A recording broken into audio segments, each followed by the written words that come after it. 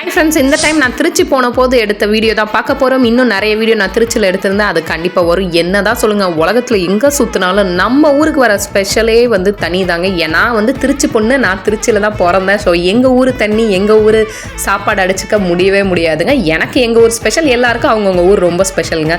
So நான் எப்போ திருச்சி வந்தாலுமே வந்துட்டு நான் என் கால் தரையிடப்படாதுங்க. ஆமாங்க, நான் வீட்டிலே இருக்க மாட்டேன். தேடி தேடி போய் நான் வந்து ஃபுட்டெல்லாம் நல்லா சாப்பிட்டு என்ஜாய் பண்ணிவிட்டு எங்கள் ஊரில் என்னென்ன ஸ்பெஷலோ எல்லாத்தையும் ஒரு ரவுண்ட் அடிச்சுட்டு சொந்தக்காரவங்களை பார்த்துட்டு ஒரு ஹாய் பை சொல்லிட்டு வந்தால் தாங்க நமக்கு ஃபினிஷே ஆகும் அந்த டேவே.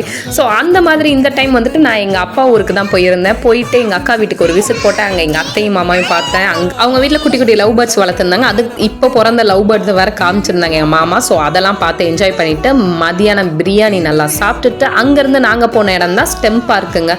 நம்ம வந்து திருச்சியில் ஒரு அஃபோர்டபுள் ரேட்டில் குழந்தைங்களை கூட்டிகிட்டு போகிற பார்க்கில் இது ஒன்றுங்க. இந்த பார்க் வந்து இப்போ புதுசாக ஆரம்பித்து ஒரு 6 மந்த் இருக்கும். நான் கொஞ்சம் லேட்டாக தான் விசிட் பண்ணுறேன். பட் நீங்கள் திருச்சி போய் பார்க்க வேண்டிய விஷயத்தில் இது ஒன்றுங்க.